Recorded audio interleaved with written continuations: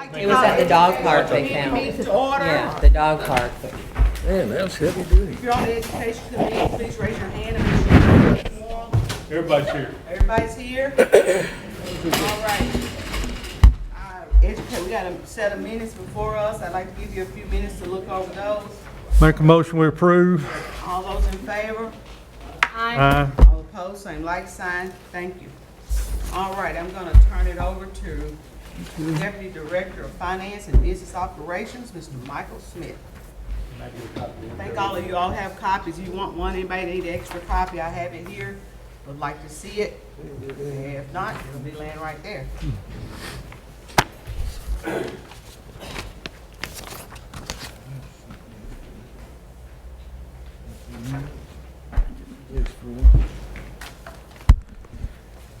So we have 3 budget amendments tonight. 2 of them were approved at our July meeting, but we held our July meeting after y'all's education committee meeting.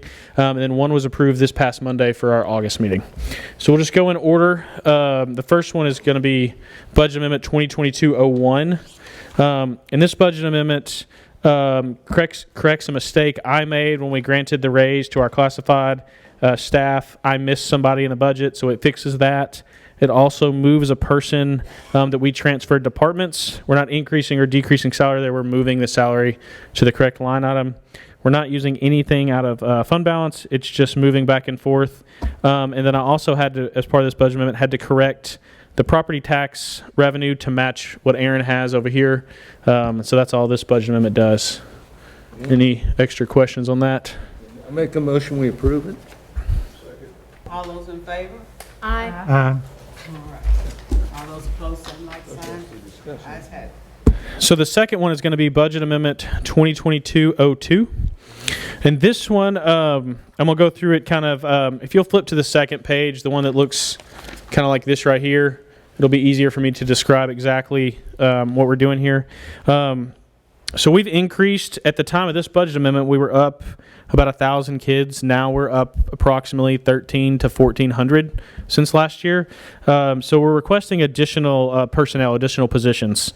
But we've also had good sales tax growth, so I'm able to offset that and not have to use fund balance or anything. So I'll go through this. The first little section up there that's kind of broken out is we're requesting 3 additional teacher positions. The next section, we're requesting an additional counselor. The third section, we're requesting 2 part-time translators. We're hoping that one actually saves us money because right now we're having to contract that out. And then the third one is requesting an additional 2 special ed inclusion teachers. And then we're able to offset that, like I said, with sales tax growth. Any extra questions on that one? This is you're using your sales tax growth, sales tax money. Yeah, it came in better than anticipated, so I'm able to book the revenue to offset these expenses. Okay, great. I just want to kind of clarify. On your translators, what kind of language we talking about? The ones we're shooting for on these 2 part-time ones are Arabic and Spanish. Okay. Is there a particular reason we have more students? Is it just the growth in the county, or is somebody importing? No, just the growth. I mean, one school the other day had 10 new ones in just one day they just moved here out of state to a new neighborhood. And like I said, we're also trying to cut down on the cost, just like everything costs have went up. So our costs to contract the translators have went up. So this is definitely way cheaper than paying a company to come in. I've got a question, Yes. potentially semantics, but the way you've got this set up, and I think they're just different than what we're normally looking at, but should the account 141 40210, the local option sales tax, shouldn't that be a decrease? That way your debits and credits? No, these are not debits and credits. I have them listed as increases and decreases. If I had them as debits and credits, you are right. That would be in the right column, but I just have them as increases and decreases. Sometimes when I try to explain certain debits and credits and I get into contra accounts, it gets a little confusing. So I just left it as increases and decreases. Gotcha. Okay. So the increase in sales tax will cover the costs? That's correct.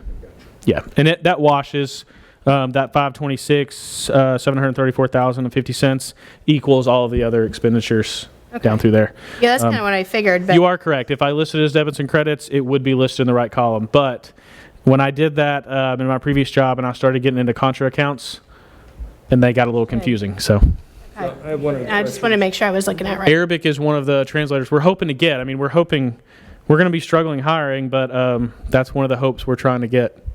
How many Arabic students do you have? Several. I mean, I don't know the exact number, but I know all the time we're paying quite a bit of money to contracted services from UT translators. Are we teaching them English? No, these are translating. So, like, if we have a special ed IEP meeting, and a parent comes in, or a parent, yeah, It's not for the students so much. It's, okay, another question. The total 1.53 and all that, that's the total of everything in the column, that's correct. including the increases? Correct. They would wash, and I think that's what the question you're asked.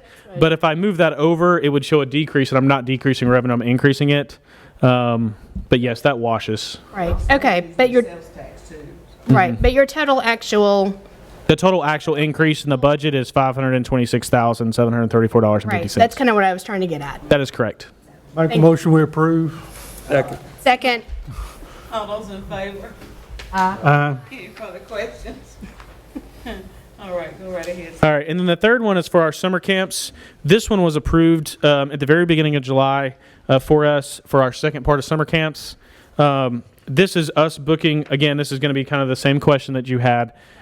This is booking revenue and expense. They offset each other, and that's just the money the state gives us to run the summer camps, and then we pay it out in the form of, supplies and teacher salaries for our summer camps. Those have concluded, and I think those are pretty successful. But this is just me booking the revenue from the state that they gave us and the expense. This is just a washout again like it has been in previous years. Correct. This matches the exact same budget amendment I brought to y'all, just different numbers back in June. Okay, so the total on this one, the $2,761,000, that's You would have to add the three. or are we No, you would have to add the three revenue totals. There's one revenue for $873,000 and some change. There's one for $413,000 and one for $280,000. okay? Is there any way going forward that we could figure out a different? I'll gladly put it in the right. Yeah, I'll gladly do That way that. we've got like revenues and expenditures separate. I'll glad to. I can put it in debits and credits. I have no problem. I would rather it be like that, and I'll do that. And then if I have a weird thing, I'll break it out separate. Okay, that'd be great. Yep. Thank you. Any further questions? Motion to approve. Second. All those in favor? Aye. Opposed, same like sign. All right, does the education committee have any further business? Mr. Yeah, I have one other question. I had some of my constituents, they're all concerned about teaching, what we're teaching in our schools. And they wanted to know if I could just mention, the libraries are open to the public, if we could get some curriculum, whatever we're teaching in our schools. I know you can't put everything in there, but some general curriculum guidelines that we're doing so they can take a look at it, because they can't go into the schools mostly. Well, here's what we're doing. There'll be a push out just in a few days. We're setting a Saturday in August. We're going to set up all of our curriculum in the boardroom from 9 to 3. Anybody can come look at our curriculum that wants to. They can have at it. If they can't make it that day, there'll be a phone number with the secretary. They can call and make arrangements, come privately at their convenience to look at our curriculum. All of our curriculum is state approved, off state list, and we're going to teach the state standards, which is required by law. And we feel very comfortable. I've went through the curriculum and looked at it, and I find no problem with it. And some of the things that we're hearing, we're not seeing at Wilson County schools. And if we hear of teachers doing what some of the people say is being done, we would deal with that. And I would encourage you Well, to I'm reach sure out. you would. But It was just a question. we're going to have a curriculum day where we're going to be very transparent and allow people to come in and look at our curriculum. And we'll have supervisors there, curriculum supervisors, and they'll be able to answer anybody's questions they have. Very good, thank you. Jeff, what's the word on masks? What's the word on masks? Our last action by our board was we're optional. And I know there's a lot of concern, and we're catching, as you can imagine, from both sides. A lot of concerns about that, especially. I won't get into the legal side of it; that's not my role. But our board voted for optional. What we're going to be able to do, starting as I was just looking at it sitting here, I can tell you how many cases at each school each day that is confirmed cases, how many people are not there because of they've been quarantine. And we're going to have to look at our numbers as we get them at our schools and make the best decision possible going forward. So we will have those numbers daily to the best of our ability. And that way we're taking a look at our schools and seeing exactly where we're at. And then I will be getting that information. We'll get it to the board and keep it to the board. And if adjustments need to be made, we will have to make those adjustments based at that time. Jeff, is there any way that we are showing any of the children in there that have been vaccinated or they have not been vaccinated? We cannot do that. We have a state law they put in place that will not allow us to, we can't require vaccination to attend school. So then you're getting into all kind of medical. We cannot ask that. And we cannot ask that of our teachers. That's a freedom or a right issue, correct me. So HIPAA. So we're not allowed to do that. I was in the schools today, been in schools all week. But here's what I will say, and I'm going to say this as Jeff Lutzer, Director of Schools. We want to stay in school. And I'm going to encourage people that to make the decisions best for their family. But please understand what we need to do to stay in school. That's important. We know the damage and what happens when our kids are not in school. And that is coming out to show that. So I will say, as to all of our families, I'm pleading with you. Make the decisions best. It gives us the best opportunity for your student to be in school and for us to stay in school. Thank you. Any further questions? We'll need one more thing. Motion to adjourn. Second. Second. Those in favor? All opposed, we can stay. Okay.